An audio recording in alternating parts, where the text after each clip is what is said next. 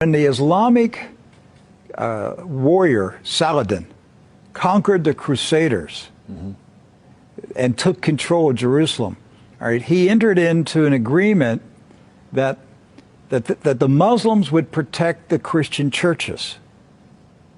And so he appointed two Muslim families. Both of these families have been in Jerusalem for, close to 1,000 years. And each generation has passed down the key. The key. Right. The physical key. Mr. Judah said that the key he presently has is 800 years old. It's incredible. He had another key, but it broke. And this is a Muslim. I mean, yes. Adabid Judah is a Muslim. And he said it's a great honor for a Muslim to hold the key to the Church of the Holy Sepulchre, which is the most important church in Christendom.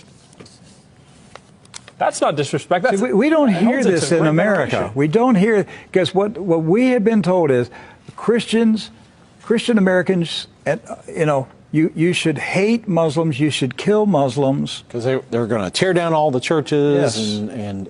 and basically just ransack them and everything else. But here we have two families that for nearly 1,000 years have actually been watching over Christian churches. That's right. So who planted into our minds here in America that we should hate and kill Muslims? Who planted that thought in our head? Because it came into our society after 9/11. That's correct. So 9/11 was a calculated, planned operation, and it changed everything in our country. And so we were saturated with media propaganda, which who owns the media in this country? So we're saturated with this media propaganda.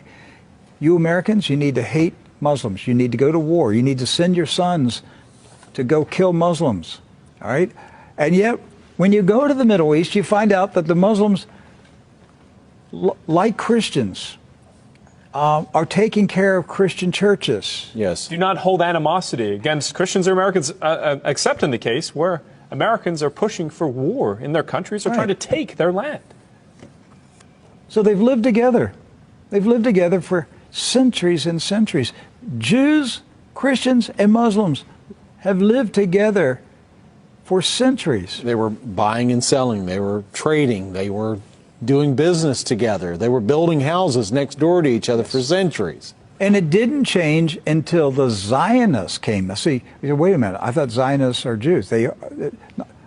Not all Jews are Zionists. And not all Zionists are Jews. Right.